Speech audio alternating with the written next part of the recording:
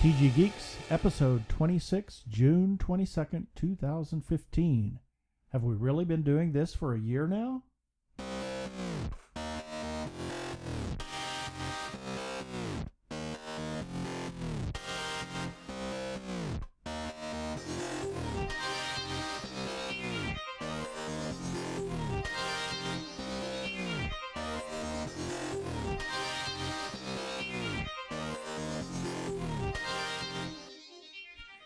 Hello and welcome to another webcast from tggeeks.com, where Ben and Keith, the Two Gay Geeks, talk about all aspects of geekdom and nerdery. Sci-fi, comics, film, horror, genre, you name it, we talk about it. I'm Keith Lane, your producer here at TG Squared Studios in lovely Phoenix, Arizona. And I'm Ben Raggington, also in Phoenix, Arizona. Well, we have been, as I said, been doing this for a year now. I can't believe it's been a year. I know. In fact, it is 1 year exactly to the date that we released our very first episode here on June 22nd. As TG Geeks. As TG Geeks, that is correct. This episode, since it's been 1 year and it's exactly 1 year to the date, we're going to do a retrospective. We're going to talk about our episodes, then we're going to do some of our regular stuff, birthdays, and then we'll talk about some TV shows. Primarily, this is our retrospective episode, and we want to start out with the first episode, which was released June 22nd, 2015. It was a format very similar to what we did on Slice. Now, we do need to do a tiny bit of a backup, because when we left Slice of Sci-Fi, I mean, I was kind of meandering a little bit, and there were some other people that had been also previously attached to Slice. We didn't quite know what we were doing. We kind of came together and formed another podcast that we had called No Baggage Attached, and that was sort of a who's who of podcasters. I mean, there were people from all over the place. You had Crazy Joe from Megapodzilla. Brian Brown, Tim Callender from Bagcast. So just a bunch of people. And Trampus Whiteman from Dragonlance. So there was just people from all over the place. Now, the problem, though, is that we couldn't always get together on a very, very regular basis to do a show. So Keith and I had thought, well, why don't we just do these kind of little bits to fill in the weeks? Yeah, I had considered, because Ben kind of needed a creative outlet of his own, because we'd gotten accustomed to doing the Slice of Sci-Fi thing, and he needed kind of an outlet. He does work with Fusion Patrol with Eugene. Yeah, but I don't necessarily get to always talk about the things that I like. Yeah, he doesn't control that. So I figured, why not have a creative outlet for him? And I just came up with the name TG Geeks. I bought the website, and then I said, well, let's do a podcast. Yeah, and so that's why, like, when we did our very, very first episode, how long was it? 6 minutes and 23 seconds. And 50 seconds of which was like the intro and outro music. I mean, not much compared to what we're doing now, but It was a beginning. We just did a few news stories and a shout out to the Phoenix Comic Con 14 and also the Prescott Film Festival. Yeah. So, I mean, it was just something to get started with. Yeah, exactly. And like with all shows, I mean, anybody who's was like a longtime listener of Slice of Sci-Fi, remember how it was very different in its very earliest days as opposed to what it finally became. Same thing with us. Yeah. So we had a little growing that we needed to do. Absolutely, and we were just trying to. Actually, in the first 10 or 12 episodes, we were growing and figuring out what it is we wanted to do. So in episode 2, we added a special comment by Ben, as well as the nude articles. Yes, the nude. We were sitting here nude, doing our news articles. TMI. Anyway. Right. Yeah, and I remember the rant. Yes. Is what we called it. Yeah. That was something new. In fact, if I remember correctly, I think that rant was actually about Steve Walsh. No, that was your next one. That was my next rant? Yeah, What was my first rant? I don't remember. The first one was being a gay geek. Ah, okay. That's right. I remember now. Yeah, because that sort of tied into something we'd seen at Comic-Con. Yeah. Yes. And actually, we doubled our time. We did 12 minutes, but half of it was me yapping. which is fine. And let's see. Number 3 was much the same. Different sounds, since I think we'd gotten a new soundboard. Yeah, at we were that doing point. the evolution at that time, but not Yeah. just in terms of what the content of the show was, but what was going on sort of behind the scenes, so that we could finally put out a better product, technically speaking. Yeah, I think we had a new microphone. I was using a different microphone and a new soundboard. We've done an evolution. That was our Actually, second soundboard, wasn't it? I think so. Yes. Yeah, the one that lasted 1 week. Yep. In fact, this soundboard that we're using for this episode is brand new. Although we did record some interviews this weekend with it, but we haven't done a show with it yet. So this is our first, isn't it? Yes, this is our first actual show with this new soundboard. With the new soundboard. Because we got it last week, and it actually it's a throwback of all things. Of all things, it's It's almost sort of a throwback to the very first mixer that we inherited from Summer Brooks of Slice. Yeah, well, actually, that was from Mike that went to Summer and then came to us. Well, so. Summer gave it to me. Right. So it's actually the next generation of that actual same. So soundboard. how poetic that we would come 1 year later, we would have this. I mean, there's something Wow, I very hadn't thought divine about that. it. Yeah. Anyway. Oh, so there goes another lottery win. Okay, Exactly, fine. Moving yeah. right along. Moving right along. So episode 4 saw us do something a little bit different. We did our season finale wrap up part 1. And in that one, I began to take a little more active speaking role. And we actually did 26 minutes that time. Yeah, I was actually very happy about that, because one of the things that I liked a great deal was the conversation. And because I remember so many times you and I would be watching television, and you'd want to say something, pause the show, or I'd want to say something, pause, and then we would kind of like digest what's going on scene by scene. I mean, that's really getting geeky. Yeah. But that made it kind of fun, and to But have that's what that we do anyway. I Yeah, mean, it's just exactly. normal. we that's what we normally do, and to kind of see that get actually used in the show, in our show, I thought was just a really great idea. So it was wonderful being able to have you come, not come out of your shell, but actually just kind of step up to the microphone. Not just be the producer, recorder, engineer, but be a host as well. Yeah. And to be able to offer feedback. I very much enjoyed that, and I think it just made the show. It started to make the show that much better. Number 5? Yeah, episode 5. That was our season finale, part 2. Yeah, so we had kind of thought, well, in our first 4 episodes, 4 episodes, we kind of stuck with, a fairly short format, and we didn't want to run too long with our season finale. So we'd clipped the last one at 26 minutes, and then episode 5 was another 30 minutes or so. I maybe then 40 minutes for part 2 of the season finales. So we kind of inched up a little bit in our time, and I was thinking stay around the 30-minute. Yeah, because we were very accustomed to like the 23 to 27-minute format that we had done with Slice for well over a year. Yeah, well, exactly. And then 6 was back to the regular news format, comment, short, and we did a short format. I can't remember how long that one was. I meant to count up all the minutes and hours that we've done, but I didn't do that. Oh, well. Oh, well. I was preparing other things for this episode. But, it just kind of shows where we were kind of going with this, trying to kind of feel our way around what kind of content we wanted with the show. Exactly. But the big first step exactly. in a kind of change evolution, exactly, was our 7th episode, where we got to interview one of our favorite authors, Jeannie Koch. That was a fun interview. She called in on our Skype number or our listener line, if you will, which is 469-844-3357. Is that right? Is that right? You're the one who's always reciting it. I'll take your word for it. Yes, 469-844-3357. Yes, that is our listener line. Yes. So she'd called in on our listener line because we had just started reading her a Kitty Cat Alien series. Exactly. And we had just finished reading the first book. And we knew we had to get her on. And that was the beginning of what has turned out to be just a really beautiful friendship. Exactly. And we had known Jeannie from the days at Slice of Sci-Fi and met her there and had become, I suppose, friends with her. We had seen her at Comic-Con last year. But it wasn't until that interview exactly that it just really took off with her. So it was really kind of a lot of fun. Yeah. She's really a hoot.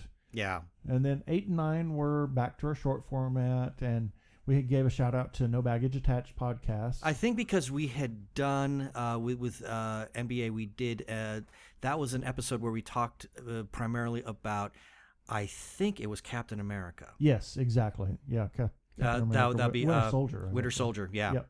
So it was great. You and I were both involved on that. Like I said, Crazy Joe was there. Tim Callender was there. I mean, it was a really fantastic show. So yeah, when we came back and did episodes 8 and 9, we were kind of giving shout outs to that fun show that we did. Yeah. And then came 10. And this was really unusual. This was the first actual crossover that we had ever done. As Keith pointed out, I co-host with Eugene Glover on the Fusion Patrol podcast, where primarily our big talk is Doctor Who when it's on its broadcast run. But when it's off the air, Eugene and I will talk about every god-awful television show that he can imagine. and inflicts, and some of them are just really, really bad, and he just inflicts them on me. So, but this was Doctor Who time, and this was the beginning of the Peter Capaldi era. Exactly. It was the premiere episode of Peter Capaldi. Right, deep breath. So I thought, well, Keith here, he's got some opinions on Doctor Who, so I kind of threw that out to Eugene, and Eugene saying, well, that's really great. And then we thought, well, why not just turn this into a double? So Eugene used the audio, and we used the audio. He marketed under Fusion Patrol, and we marketed it under Two Gay Geeks. So that was a one-off. Yeah. I wouldn't call that an evolution in what we do, but it was definitely very unique episode. Exactly. It was a point in our evolution. It was an opportunity for us to do something different and something unique. Yeah, and boy, was it unique. I mean, that's not to say that we may not do it again. Yeah, and it was it stretched to an hour and 15 minutes. Yeah, because there was, with 3 people talking, really deep geeking over Doctor Who.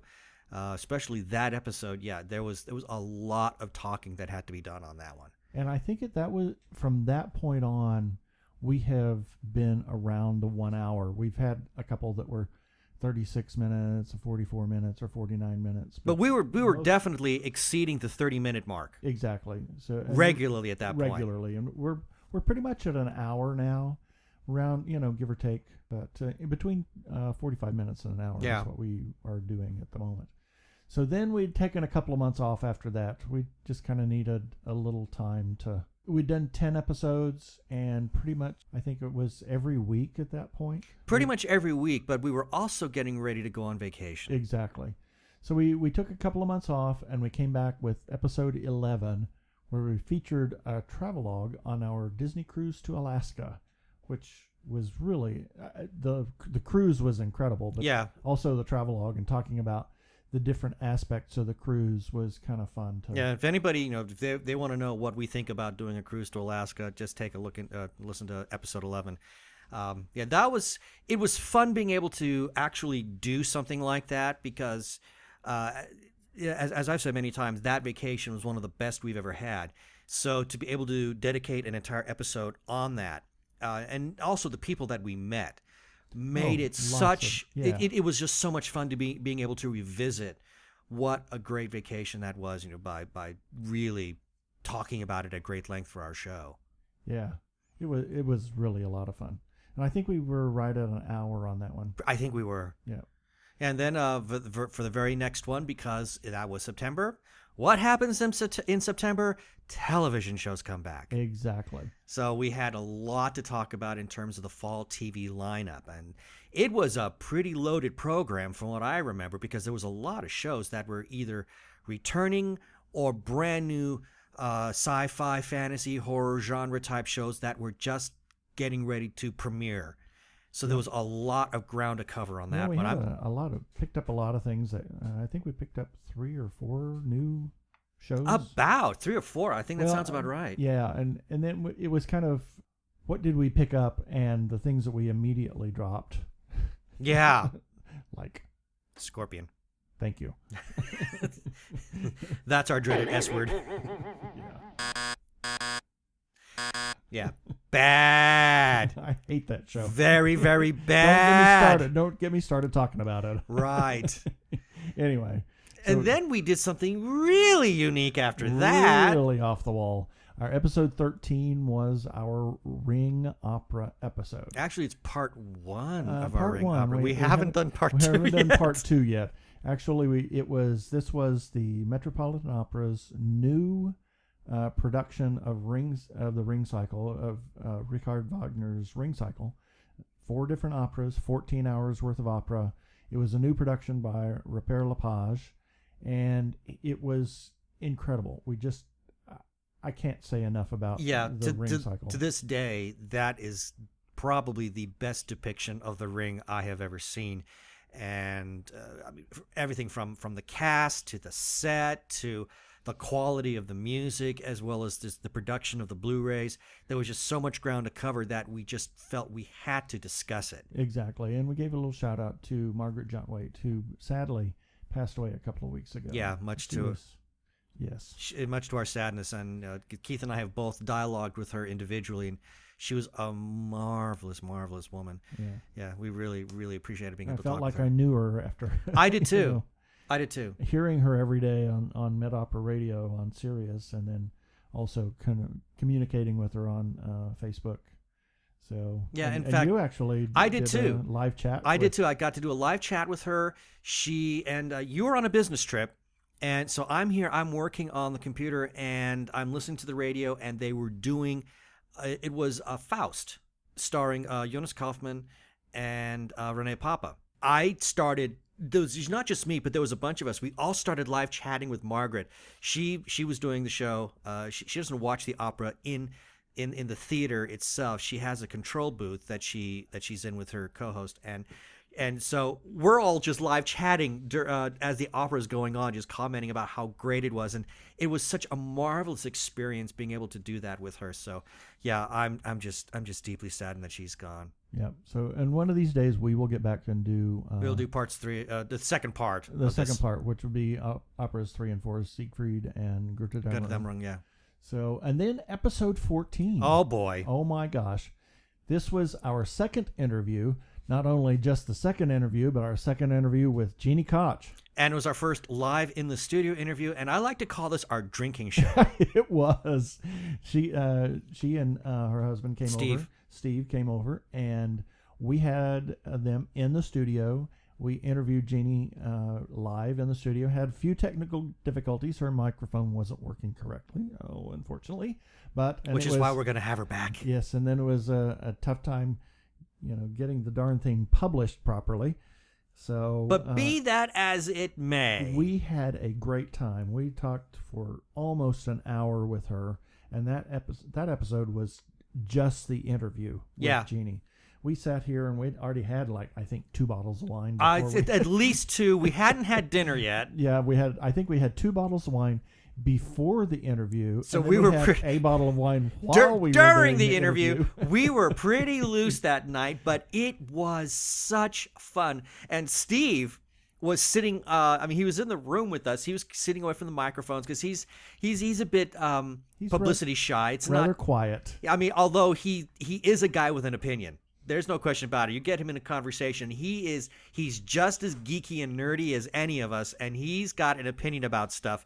So, not to take anything away from him, but he was sitting, against the wall watching us as we were having this interview, and every once in a while I would turn my head and watch him, and he just had this big stupid grin on his face. You could tell he was having just as much fun listening to this as we were having the conversation itself. It was so much fun. And then after that, I fixed dinner.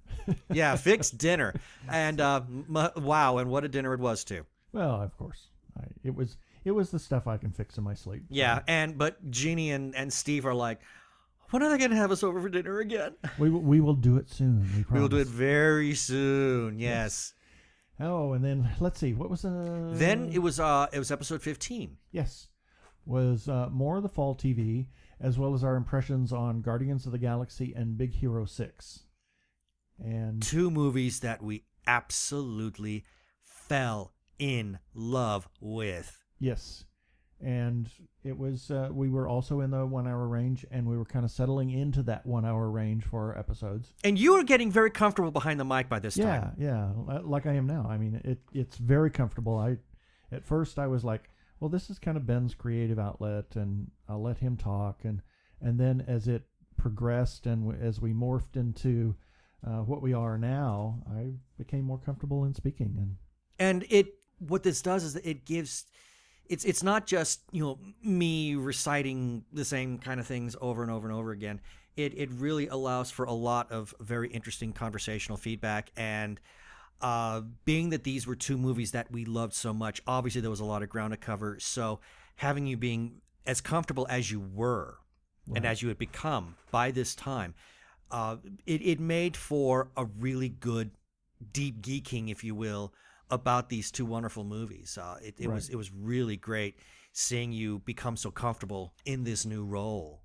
Yeah, and that was in December. So then we took another break for a couple of months. For the holidays. Yeah, for the holidays and just time to recoup. Recharge. And came back in March for episode 16, which was kind of our sweeps TV episode. And talking about the sweeps period and the big TV episodes that were going on at that time, and that we had huge technical difficulty. If I remember right, wasn't that the one with the microphone? We had the wrong mics working. Yes, I don't know what the heck. I think somehow, yeah. I know what it was, because we use Audacity to record, and I had switched the input. And it was, or somehow the input got switched instead of the USB. It was on the internal mic, so it was actually recorded the entire episode off of the mic on my laptop. So, which of course currently sits right in front of Keith. So even though that microphone was working, it picked him up okay, but it sounded like I was like in another state. Yes, in a well. Yeah, but still we, as you said, we pushed through it. We got it out because there was some really great. I remember that episode had some fantastic conversation. Yeah, and it's like, oh God, I don't think we can recreate that, and I don't want to record it again. No. We did almost an hour. And the thing is, you don't want to recreate. You cannot recreate those kinds of moments because they're very spontaneous. They're very natural, and I mean, sure, we could try to remember some of the things that we said, but it would not have the same kind of energy. So I was prepared to let it go out, as it was. Yeah. I didn't particularly want to, but we decided to go ahead and do that and published it. So, if you do listen to episode 16, just know that it was our technical difficulty episode. Yeah, but we've had several of those. I mean, they happen. I mean, we've seen it happen with Slice. I've seen it happen with Technorama. I mean, these things happen. It's just part of the process. And then this was episode 17 was our first really huge evolution. We had, let's see, when was episode 17 was released in, it was 1st of April. And at that point, I think we had started to go up and participate with Technorama. Yeah, that sounds about right. And it was in the spring. What had happened is Mike Meningay, who owned the house where Slice of Sci-Fi was being recorded, I mean, he had to sell it, and he was about to dismantle the studio, but then his friend Chuck Tomasi, who was back in, was it Wisconsin? Yes. He had his own show that he was doing back there called Technorama, and Chuck and Mike have been friends for years. So Chuck had said that he wanted to move to Arizona. He and his wife have been thinking about it a lot. Especially, they wanted to wait until I think both of their daughters were in college, and now finally it happened. They're both kids are out of the nest, and Chuck said, "Well, we'll buy the house." So Chuck moved down. He bought the house. Mike rebuilt the studio, and of course the big joke is that Mike's still in the studio. He never left it. Yeah. But what ended up happening is Chuck wanted to kind of change things up with Technorama, and he remembered us from the Slice days and invited us both up. So, we got to see what they were doing. We got to see how his show was being put together, and that definitely had an impact on what we do. Exactly. it introduced, I was able to pick up some tips from Chuck, and I wanted to do something different with the intro and make it similar to Slice with that opening stinger, but also I picked up a little bit with Technorama and a new sound. It's a soundboard app. A soundboard app on my iPad, so I could actually, instead of seeing just 6 different sounds, I can see 20 sounds now. So we've added a few sounds to the episodes periodically, kind of like that. Yeah. Or this is one of my favorites. Oh no. Oh, good. Oh shoot! I know the sound that you want. It's Yeah. not on my soundboard right now. Yay! Pew pew. Yeah, pew pew pew. Yeah, pew. Anyway, so a new format, added a new intro, more conversational style of the show, similar to what we've done before, except that we're just conversing and we've settled into that familiarity, and it just feels comfortable now. It feels very comfortable with the Exactly. way that the show had finally evolved into. And I mean, that's not to say that it may not continue to evolve. Yeah. But right now, it's taken a format that we really like. I mean, yeah, it took 17 episodes for it to happen, but all these things take time. Exactly. So, but I mean, hey, 17 episodes. And then 18, we're well into our conversational style. And then I go on a rant because they had announced that that the Star Wars films were being re-released, new packaging, etc., since it's owned by Disney now. And when they repackaged them, they had to put a new opening fanfare on all the episodes except for the original episode 4, because that one is still the distribution rights are still owned by 20th Century Fox. But all of the others, they added a new fanfare, which just it grates on the nerves, especially when you grow up. I mean, like we did. I mean, we're of that generation where Star Wars, Empire, Jedi. I mean, those were out in the theaters, and if you go to the movies enough times like we do, and you start to memorize the music. And there's just something to be said about the pairing of that 20th Century Fox fanfare with the opening fanfare of Star Wars, and to have that altered it's like part of your childhood being killed. Exactly. It was very painful to listen to. Yeah, it was, I compared it to the MGM roar to a kitten. Yeah, precisely. And that was because it was just like, oh my God, really? So that was, we just had, news articles and then that rant by me. Right. So then there was episode 19. Yes, and what had just happened is a Star Wars trailer had just dropped. We talked about that. About the Star Wars trailer, and that was my big premiere on network television, late night network television. Jimmy Kimmel Live. I was sort of on the Jimmy Kimmel show. Yeah, sort of.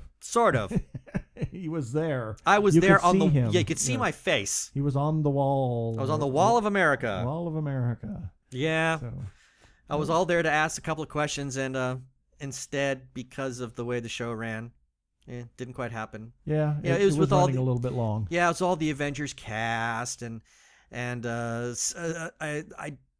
it just with all things, it was a live show, so things happen, and I just got bumped, but at least my mug was there. Yeah, that's all that matters. And then episode 20, we'd pretty much settled into releasing an episode every week, and this week we had a special treat. We had cooked up a little skit. And actually, it was from after the Star Wars trailer released. They had the big. It pans by this Imperial Star Destroyer that's crashed into the desert, and somebody had released a spoof of a Craigslist ad for the Star Destroyer, and then somebody else had replied to that in another spoof about that. So we kind of did a skit of that, and we called it the Misadventures of Duke and John. And we basically read the Craigslist ad and the response.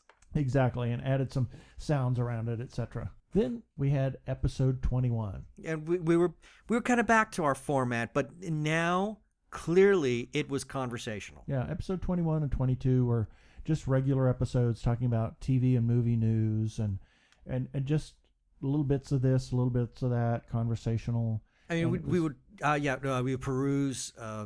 You and I would be going through the net and looking for hot news items that were coming out of Hollywood, regarding upcoming movies that we know we'd be interested in, or television shows, and we then kind of put them all together and create a show and discuss it. Yep, and then we had birthdays as a regular feature, and a couple of other things that we just, we had kind of a format that we were developing at this point.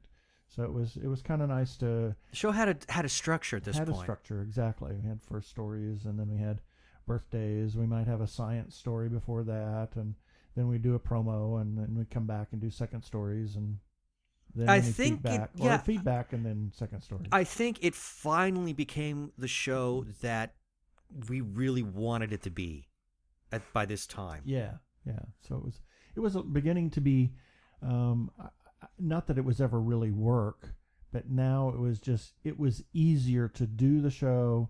It was easy to pull all the pieces together and then to edit the show and to get it out in production. So yeah, there was also a lot of behind the scenes evolution too, as far as how we were putting the shows together, how we were organizing our news stories.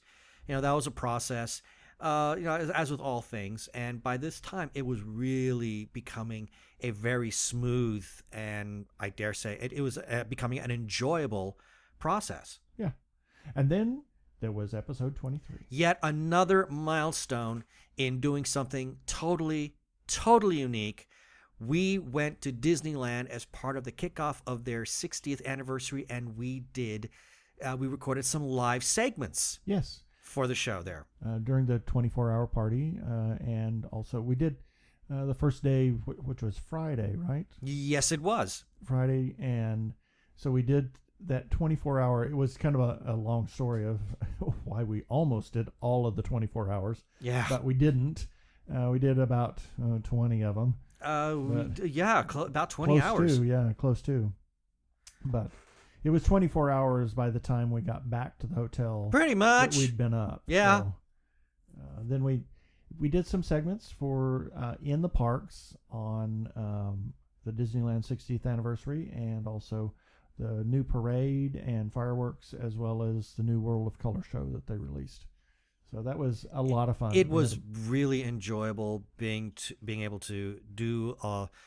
Basically, it was we did a show at Disneyland. Yeah. I mean, essentially, we did some stuff to kind of book, frame it up here in the studio, but the heart of the show was done there. We recorded actually using a regular microphone, and that we plugged into my iPhone and recorded the... It worked. Yeah, it worked like a charm. It was such a joy to do that, and I look forward to having future opportunities where we can do that kind of thing, or go around and do in-person interviews. Yeah.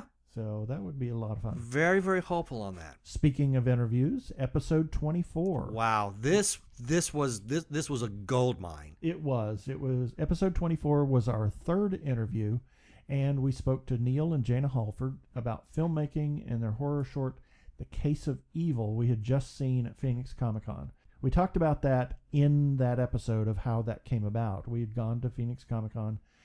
While I was there, a friend of mine who I've known for 40 years or more, actually from the very first day of 5th grade. It's coming up on like 48 years or something like that for you.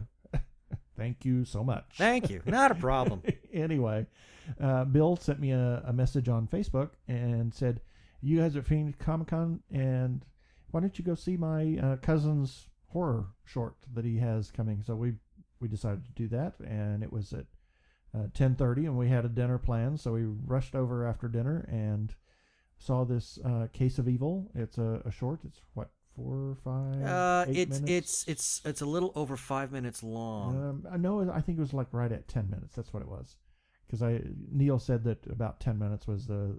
Oh, that's right. He said 10 minutes is the limit, and it came in just like not even 11 minutes, more like 10 minutes and 52 seconds. Right. So it was a lot of fun to do that and to talk to them about that, because the short is a throwback to the old Universal films of the 30s and 40s. They did it in black and white. They added artifacts. It was incredible. From an artistic standpoint, it really is gorgeous to watch. Yeah, and from that interview and from that relationship that we have developed all of a sudden with Neil and Jaina, it has spawned a couple of interviews that we've done, as well as some new Facebook friends and Facebook likes, and it was great. It's opened a lot of doors for us. Absolutely, for connecting us with individuals and kind of put this show where we kind of want it to be. We want to it's put it on a path that we've been dreaming about for some time now. Yeah, because we like to do interviews with people. We did a bunch of interviews when we were with Slice of Sci-Fi, and that was always a lot of fun. So interviews are fun. We want to do more. What is our motto? If you name it, we talk about it. Absolutely. So then, last week, episode 25. Yes. We talked about, just to wrap up, a few shows we watch and some new stuff coming up. So that's pretty much our first year. Wow. This is episode 26, which if you kind of think about that is, if you stretch it out, I realize that we took some breaks, but on the average, just like that's an episode every other week. Exactly. So we've done this for 26 episodes. And what do you have any thoughts on the next year upcoming? I'd like to our first year. Yeah, I'd like to know what our listeners think. Absolutely. As for me, I'm very excited about where this is possibly going now. In the beginning, it did turn out, it was envisioned to be a creative outlet for me to just kind of rant and talk about all those things that I'm very interested in. Because when I was at Slice, guilty as charged, I can really just let loose and bend a person's ear off talking about things that I'm very, very passionate about. And to have this show, yes, it was in the beginning supposed to be that kind of vehicle for me to be able to get those things out there once I was no longer on Slice. I liked having that opportunity. But to see where it has gone. Yeah, and our relationship together has blossomed a little bit more after 19 years. It's given us the opportunity to talk about things and that we enjoy together. Mm-hmm. And it's a lot of fun. Yeah, it's really nice being able to have the conversation. In fact, we're going to cover a show in a little bit that we had very lengthy conversation with while we were watching it.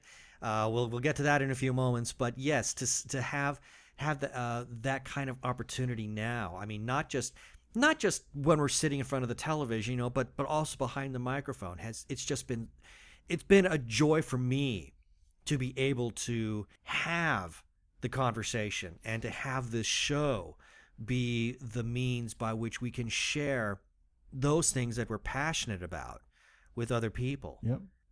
We do get feedback, and there are people that are enjoying what we're doing. So, all we can do now is, try to build the audience, which I think is probably a never-ending process. Yeah. And because we're not doing this for the money, God knows. Exactly. Yeah, and I want to give a few shout-outs. One to Neil Halford for connecting us with a number of individuals for interviews, and to Jeannie Koch for the 2 interviews that we've done, for her friendship and for her support and just everything that she does and the wonderful writing that she does.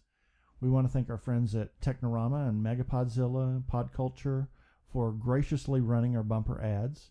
And thank you to Crazy Joe and Brian Weber, a.k.a. Arkle, for your support and your regular feedback. We really do appreciate that.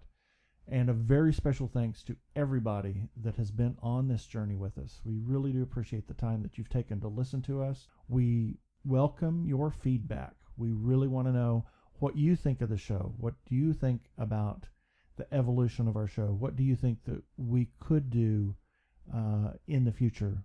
Something that you would like to hear us do.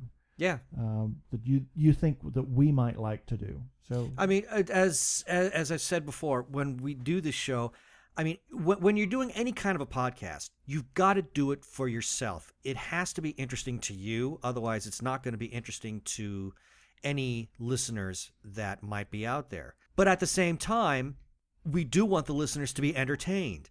And so I am very curious, just as Keith is. What do you think?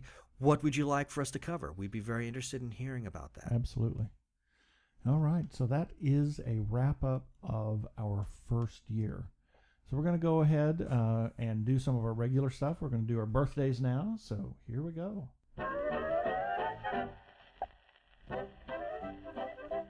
Here are a few selected birthdays for June 22nd through June 28th. June 22nd, Meryl Streep is 65. Lindsay Wagner is also 65 on June 22nd. Tim Russ is 58. June 23rd, Joss Whedon is 50, the big 5-0. Alan Turing would have been 102 had he not committed suicide in 1954, simply because he was a gay man. That's why we have on our website the National Suicide Prevention Hotline and the Trevor Project hotline number on our website. There is no reason to end your life. It gets better. June 23rd also is Bob Fosse would have been 88. Wow. Can you believe that? Jazz hands. And if he were alive, he'd still be dancing and choreographing. Absolutely. Also on June 23rd in 1400, Johannes Gutenberg was born. June 24th, Ian Glenn, 53. And Robert Downey Sr. is 78. June 25th, Sidney Lumet, who was an influential director. He would have been 90 on June 25th. On June 26th, Sean Hayes. Just Jack from Will and Grace. Yes, and also executive producer for Grimm. He's 44.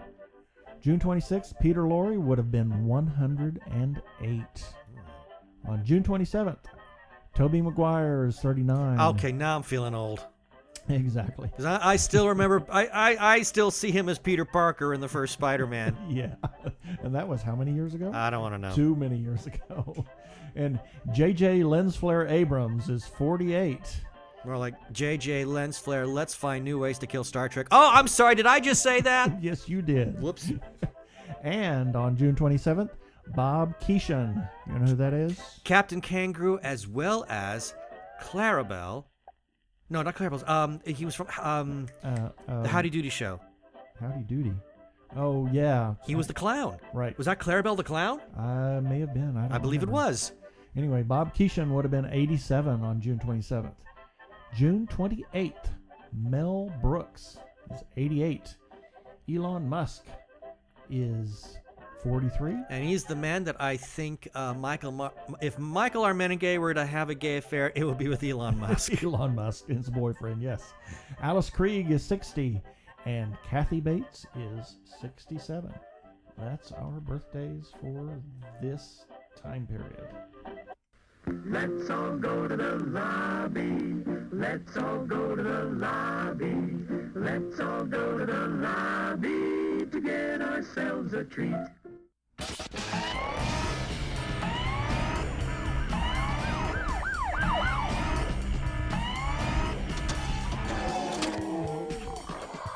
Hey, this is Crazy Joe. And this is Dave, host of Megapodzilla, the podcast equivalent to a 100-foot radioactive robot lizard, but with horn-rimmed glasses and a pocket protector. That's nerdy. We're on the rampage, laying waste to the geek landscape. We'll talk movies, TV, comics, toys, video games. And sometimes we talk turkey. Don't you mean chicken? That's right. So check us out at megapodzilla.com. We're also available on iTunes and the Zune Marketplace. Aw, yeah.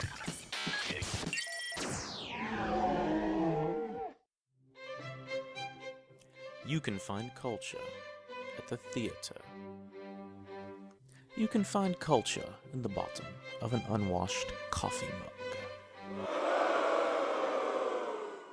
Or you can find culture on your iPod. Join Brad, Glenn, and Christina on Pod Culture, Equal Opportunity Geekness. Go to www.podculture.net. It's a party and you're invited. I'm Tim Galloway, your host and keeper of the Mouse Castle Lounge, your weekly dose of news, commentary, and interviews from the world of Disney, served up with your favorite tasty beverage. Drop by and see us at themousecastle.com or just look for the Mouse Castle on Facebook. It's good times and great conversations about the house that Mickey built. By the way, did you know that Walt Disney's favorite drink was a Scotch Mist? I'm more of a martini man myself. We'll see you soon at the Mouse Castle Lounge. Technorama, the podcast for geeks, because geeks are better than cool. You don't hear someone say, "Get away from me, you cool person." Who's gonna have their 65-inch home theater system installed by the Cool Squad? Not me, that's for sure. How much cool cred do you have? Not enough to care about. Think you'll find any canned unicorn meat at thinkcool.com? It's just a part domain name. They don't even have roadkill in a paper cup. That's why you need to start listening to Technorama, because that's what geeks do. Go to chuckchat.com and listen to Technorama before you turn cool.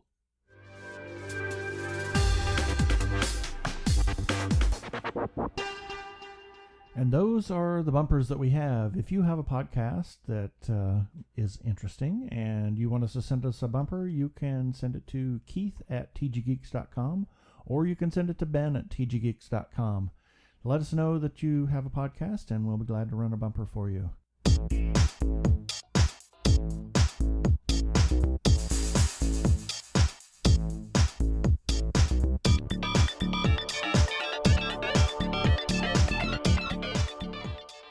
And that is our listener feedback sound.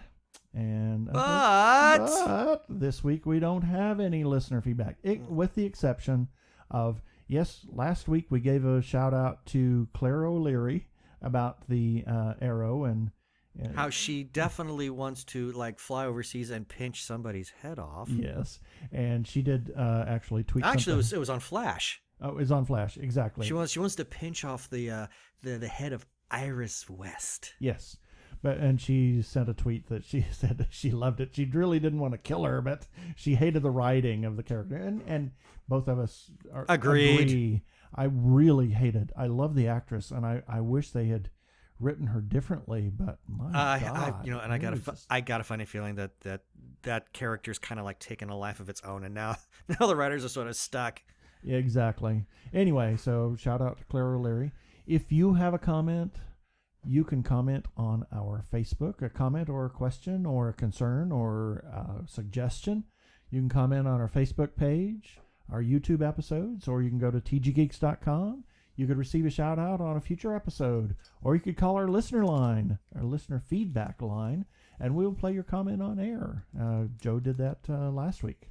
So 469 TG Geeks, that's 469-844-3357.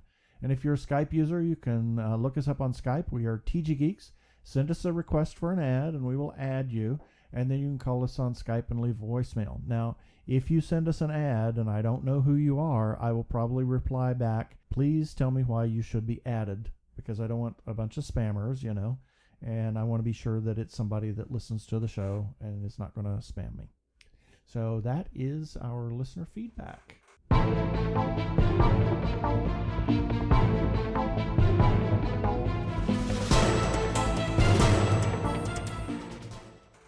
Well, we got a couple of things to talk about. Now, I alluded to a show a little while ago that Keith and I just watched, and we were talking about it while we were watching it. We would pause it every now and then, and that show is Dark Matter. Yes, it's Canadian, and it's also on Sci-fi or Sci-Fi channel. The Sci-fi channel. They recently purchased it, but it's a Canadian production. It airs on the Space Channel up there, and a couple of people down here that we're connected with, they've been watching it, so we decided we'd give it a try. Actually, we watched. It's on Sci-Fi Channel. Yeah, it is on Sci-Fi now. They did buy it. Yeah. Yes. The Sci-Fi does import a lot of Canadian product. Yeah, and it debuted last week. Last week, the 12th or something. I believe on the 12th. Yes. And so we gave the first episode a try, and wow, yeah, that was interesting. It was weird. It didn't grab me.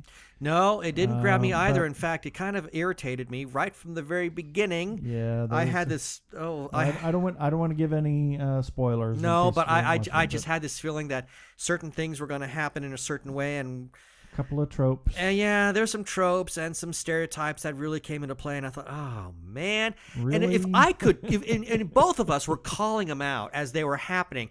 Don't do this. Oh, you just did it. Oh my God! Exactly. So while it didn't grab us in this first episode, the first episode was a part 1, and It did have one redeeming factor that happened at the end. We'll not say what it is, obviously, but it was enough for me to say, okay. we'll go ahead and give it the 3 episode sniff test. Yeah, that I mean, usually do. we usually do that anyway, unless the episode, unless the TV series is Scorpion. Yes, exactly. And you'll not watch anymore. In fact, I wish that I could forget that. Yeah, that first episode of Scorpion is an hour of my life I will never get back. Exactly. So, but And yeah, I wasted another hour talking about it. Yeah, pretty over much. the last year. yeah, seems like it. So, Anyway, but we will so- definitely give Dark Matter another try. And I mean, then we'll go back to it and see how it goes. On the other hand, though, we just finished mainlining. Wow, Yes, what a trip 4 this was! 4 seasons. 4. Grim. Read 'em, 4 seasons of Grimm. We got through 4 seasons of Grimm. I mean, we just started watching that right around the time Daredevil premiered on Netflix. Exactly. Yeah. Because we wanted to kind of break up Daredevil, because that was, as we jokingly say, Daredevil was so unbelievably dark and intense that we wanted to go with something that was a little bit lighter. So we went to we Grimm. wanted something a little less grim. Yeah, a little less grim. Plus the fact that we had, yeah, right. Plus the fact that we had interviewed Claire Coffey And Reggie and Lee. Reggie Wu. Both Reggie Lee. Sorry, yeah, he plays Sergeant Wu. Exactly. So Cut yeah. that out. But because we had interviewed them both, we thought, we really need to give this show a try. Yeah, and we've talked about this before. The reason we didn't pick it up at the time that we were with Slice, we had so many things we were trying to watch, as well as trying to be involved with Slice. And the series had been on for at least a year, if not 2, by this time. And we just didn't have time to try to catch up on it. Yeah. And So we just did now. Yeah, we finally finished off season 4. So now we are, for all the regular Grimm watchers, hey, we're right with you. We're now anxiously awaiting the beginnings of season 5. Although the one downer in all of this is that we have to wait from 1 week to the next. Exactly. That's gonna just really Yeah. stink. I'm not happy about that. And I see, what was it started in later part of season 2 or season 3, when people were talking about, oh my God, I can't wait, or, they lost interest. It was Yeah, a lot of people slow a lot of people are not happy with it, and I think you really nailed it as to why people weren't enjoying it quite as much. because they began to really do an arc, if you will, and they were giving us just enough clues. It certainly wasn't lost by any means, where they give you Nothing. clues, but it was a little slow going, and you had to wait episode to episode. So it was really episodic in the arc, and while not every episode was arc related, most of them were. And it became clear. I mean, we would finish watching one. It's like, okay, well, we need to see the next one have now. to watch the next one. Yeah, now. and we would, pop out 3 episodes a day, and we were doing this on a regular basis. So I think if people had been mainlining it back then like we did, they probably would have found seasons 2 and 3 to be infinitely more enjoyable. Exactly. Because we loved it. We just could not stop. Just couldn't stop. I mean, there was one night, Friday night, we stayed up till nearly midnight just finishing off season 4. Yeah. And then the next thing that we kind of picked up here, and we haven't finished it yet, although it is now gotten very good. Is Sense8. Yeah, that one took some my. that took plowing through, but we The knew first that. episode is like, oh my God, what the heck did I just watch? Yeah, but we kind of knew that. Exactly.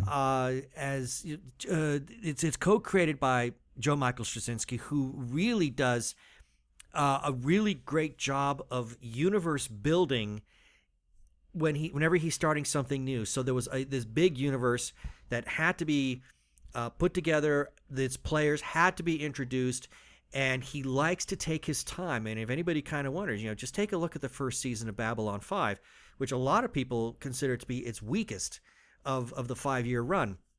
So do the same thing going on here, although it's a little more accelerated now. But yeah, he really had to put a lot of pieces on the table and give us episodes along with the Wachowskis, give us episodes that really kind of gave us a feel as to who these people are outside of this big whatever the heck Sense8 really is. And now we are finally beginning to understand what is at least it's all about. Yeah, what it's all well, about. not Totally what it's all about, but we're finally getting a sense of this other world, Yeah, this whole connection Sense8 that they have. community that Exactly. everybody's a part of. And now like, okay, now we got to really follow through with this and see where this goes. Yep. So I'm excited about that. I'm very excited Although about it. It's just that it's kind of one of those that we can only do an episode at a time. Yeah, it gets very intense, and that's a credit to the writing. I know a lot of people have mainlined it. I kind of want to take my time with it, much like I did, like we both did with Daredevil. I think that's kind of a show that's more fun. Not necessarily wait once a week, but Right. every couple of days pop in another one. Exactly. Okay, now for the big ugly Iron Throne in the room. Exactly. Game of Thrones. Wow. Yeah, Wow. Oh boy. I think I'm done with the series. Yeah, they've got a. Oh boy. I went on a rant. I published it on the website, and I know people say, yeah, you blah blah blah blah. You were okay until now, and blah blah blah. But no, I began to be a little disenchanted. Yeah, about in the middle of midway this through, season. exactly, about midway through this last season, I really started to lose my way with the show. In fact, I can actually tell you when it was. It was after Sansa got married Right. to that Ramsay idiot. Yep. The torture and the abuse that she underwent for really no reason at all, Exactly. Other than just because he's a pig. he's a total pig. He's a psychopath. And it just became abundantly clear. I mean, at every turn, nothing good was happening. Exactly. I'm not a big fan of Cersei. However, she ended up on the receiving end of some things that I felt were even uncalled for her. Exactly. The whole show became about how bad can things be. Exactly. It's all death and death and death and death and abuse, and does I said good never triumphs. No. Ever, and more evil triumphs over evil. Yeah. And it just And we I'm face done. that in our regular world Yeah. already. I mean, said there's I create enough madness and insanity and negativity in my own life. I don't need that much negativity to watch as entertainment. no, and Keith and I, we follow the national news and international news as well, and there is a lot of negativity in the world. There's just a lot of bad stuff, bad people, bad events that happen constantly, and with the news media, we're being barraged with it. So when I want to go to watch television programming, I want to have a diversion. I don't want to see more death, more evil. I just don't care for that. Not to that degree. Not to that degree, yeah. I mean, a certain amount of the entertainment, unfortunately, is about death and destruction and, all of that. Yeah, but there's always the hope that good somehow triumphs. Exactly. And that's the kind of thing that you kind of have to hope on for. I've mentioned this in Fusion Patrol. One of my favorite shows of all time is Star Trek, and the reason being, I'm talking about the original series and even Next Generation, and the reason being is that it gives an optimistic look for humanity. Exactly. And some people call me deluded. I don't care. Maybe I am, but if I am deluded, then it's a healthy delusion, in my opinion. I'd rather look to something that is positive and optimistic for what we are as the human species. And Game of Thrones did not give us that. And I read a comment right after this last episode, after the finale aired. Somebody said, well, hey, I am now really excited for the next season. And it's because after everything we went through, it can only go up. I don't think so. I think and it can I'm only saying go down. Actually, my as response exhibited by the last, Yeah. My answer to that is, really? Only go down? How about it never goes up? Exactly. What's to say that it just doesn't go up? I mean, I really don't know where George R.R. Martin is going with these. And of course, now that the series has caught up with the books, granted, the series is going to be going into some sort of uncharted territory, but they still converse with Martin, so they kind of know where they're headed, so that they end up at the same end spot. I know that is the goal, but who's to say that Martin isn't crafting a series of books where he just wants, I don't know how to put it. I don't know. I think it's going to end with the White Walkers are going to take over Westeros and the rest of the country, and then the world's going to blow up. Maybe. So, it'll be it's the only things that are going to be left will be the White Walkers and the dragons. Exactly. That's all that'll be left, and then they're going to go to fight with each other and scorch the planet. That's it. End of story. There you go. And I wonder if Martin, he has said that he has taken some actual real life stories and real aspects of history and have introduced those into his books. So who's to say that maybe he's become so disgruntled with humanity as it is himself that he thought, okay, well, I'm just going to write a fantasy series that is all about hopelessness. Well, great, thank you. If that's the case, keep it to yourself. I mean, if people want to read it, knock yourself out. But as for us, we may watch the first episode of next season, but I think for the most part, we're pretty much done. Yep, pretty much. So then came, a disappointment. I hate to say this. It's a disappointment. The new Pixar film, Inside Out. Which, surprisingly, is a hit. And it pains me and at the same time puzzles me. Okay, before I say anything, what did you think? I thought the movie was okay. I liked the beginning and I liked the end. It was the middle section that kind of lost me. How so? I think the movie lost its way. I think they had a very good beginning and what it was supposed to be about, and then a very good ending in what it was supposed to be about. But the middle just it just rambled on, and it didn't advance the story, in my opinion, other than a couple of things. Mm-hmm. It was just more about the gags. Yeah. As for me, now I have a review. If anybody wants to know what I think about it, just go to our website, tggeeks.com, and you can see my review there. So I'm not going to go into great detail as to what I thought about the movie. But yes, I agree with you. I felt that it felt a little disjointed. Artistically, it was stunning. As all Pixar films are. Great. I mean, it was very, very colorful. There are some very good gags in this movie. I will say that. There are moments that had me laughing. But there are other moments that I think maybe the movie somewhat missed the mark. I will leave that up to you. In spite of all that, the movie was an enormous hit. It's projected to do over 80. It was a good film. It didn't wow me as it didn't wow. Yeah, it didn't wow either of us, and yet virtually everybody else that I know who has seen this movie loved it. But that's kind of typical of us. We like things that people don't like, and vice versa. We don't like things that are just absolutely others just love. Yeah, like Frozen. Yeah, Scorpion. Yeah, exactly. Please explain to me, CBS, why do you keep calling that your new big hit? Exactly. So the fact they came back for a second year, I suppose.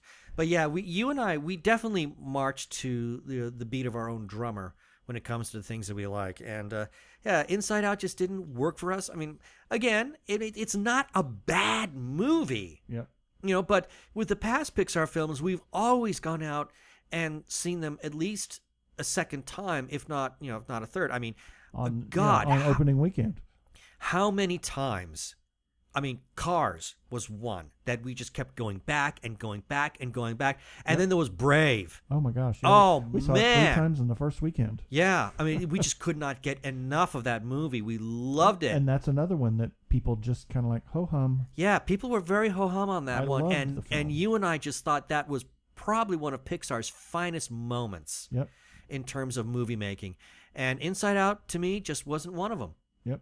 So, but yeah, if you want to really know why I felt the way that I did, you can check out my review at tggeeks.com.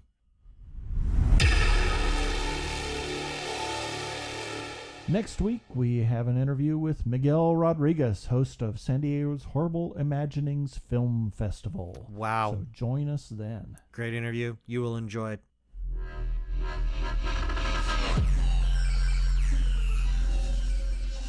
Okay, that should do it for this episode of TG Geeks Webcast. Be sure to check out the articles for this webcast episode. We will have several links on the page. And remember, you can comment on our Facebook page or our website, tggeeks.com, or you can leave a voicemail at 469-TG-GEEKS. That is 469-844-3357 from TG Squared Studios. I am Keith Lane. Thanks for listening. I bid you peace. Cheers.